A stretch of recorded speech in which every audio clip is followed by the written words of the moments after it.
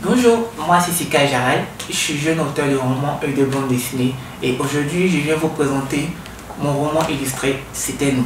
Amis babinotes, bienvenue dans votre espace littéraire. Ce jour, nous recevons l'auteur Sekai Jarel qui est avec nous pour nous faire découvrir son œuvre C'était nous. Bonjour Monsieur Sekai, bienvenue à Abidjan.net. Bonjour madame. De quoi est-il question dans C'était nous? C'était nous, c'est, comment dirais-je, c'est une parodie de la romance de nos jours. L'idée d'écrire C'était nous m'est venue lors d'un énième gourmet, comme je le dirais.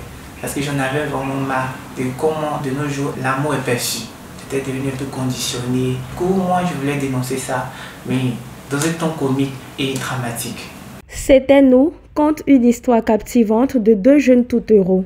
Pourquoi avez-vous choisi de mettre cet obstacle, la perte de mémoire de Selma, sur le chemin? C'est assez intéressant parce que en vrai c'est similaire à quelque chose que j'ai vécu. J'avais une fille du nom de Diana. On s'était vu, tout allait bien entre nous et on s'était donné rendez-vous et le jour du rendez-vous, elle n'est jamais venue. Du coup, j'ai utilisé ce petit passage-là pour essayer de retranscrire dans mon livre parce que je me suis posé plein de questions quand la fille n'est pas venue. Et dans mon livre, pour pouvoir parler, seulement que j'ai mis la perte de mémoire pour pouvoir rendre le truc assez intéressant. Et un personnage qui a une perte de mémoire, une quête d'identité, c'est plus intéressant pour l'intrigue en vrai. Voilà pourquoi j'ai fait ça.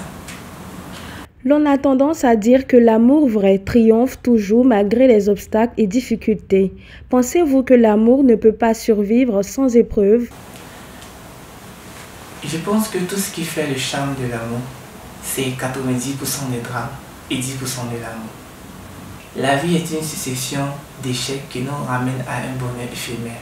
Donc si on retranscrit ça à côté de l'amour, je dirais que c'est logique qu'il y ait vraiment plein d'obstacles pour pouvoir savoir apprécier ce petit lot de bonheur-là. Voilà.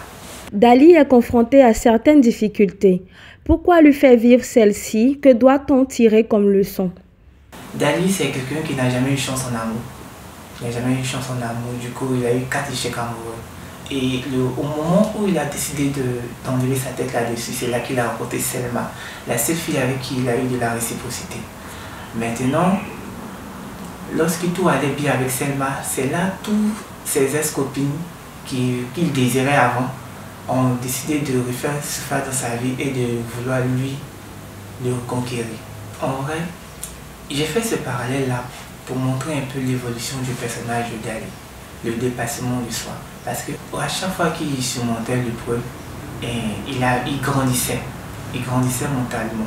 Et chacune de ses ex-copines représentait, on peut dire, une facette de l'amour. Il y a la demoiselle de la lune qui représentait le premier amour, mais amour impossible. La deuxième qui représentait l'amour jamais avoué. Et la troisième, Sa Majesté, ma petite chérie, qui représentait la dépendance affective. Et la quatrième qui représentait la foutaise. Voilà. Vous le dites dans votre mot d'ouverture, cette œuvre est quasiment le reflet de votre vie amoureuse. Pourquoi avoir décidé de nous la conter? En vrai, 70% des scènes de ce livre sont tirées de la réalité. Et je dirais même aussi les personnages. Les ex de Dali sont des filles que j'ai aimées réellement. Du coup, j'ai trouvé ça assez intéressant de les utiliser comme antagonistes. Même quand j'écrivais le livre, je leur envoyais un petit message. Coucou, je suis en train d'écrire un livre, tu es l'antagoniste de mon livre. Et ils me disaient, ah d'accord, il n'y a pas de souci. Et moi, je trouvais ça intéressant d'utiliser les personnes qui existent, des paysages qui existent, des scènes un peu qui ont existé et rajouter assez d'imagination dedans pour donner quelque chose de vraiment esthétique. Avez-vous d'autres œuvres? Oui. À ce jour, j'ai travaillé pas mal en collaboration avec plein d'autres auteurs sur des livres illustrés pour enfants. Et j'ai déjà publié moi-même mon premier roman, Amour sans thème. Et présentement, je suis en train de travailler sur la suite de C'était nous et ma bande dessinée qui sort l'année prochaine.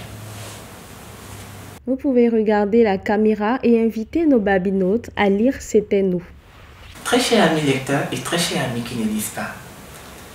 Surtout vous qui ne lisez pas, ce livre est vraiment fait pour vous. Parce que C'était nous, c'est comme une sorte de condensé d'intrigue, des romances. La romance, c'est vraiment un prétexte pour pouvoir raconter plein d'autres choses. Et je vous dis que tant que vous n'avez pas encore lu la fée, ne dites pas que vous savez ce qui va se passer à la fée. Je vous invite à lire, c'est disponible en librairie. Merci. Merci à notre auteur Sekal Jarel d'avoir accepté notre invitation dans Espace littéraire sur Abidjan.net. Vous, Babinotes, n'hésitez pas à vous procurer C'était nous pour vivre une romance sans pareil. À bientôt pour une nouvelle émission.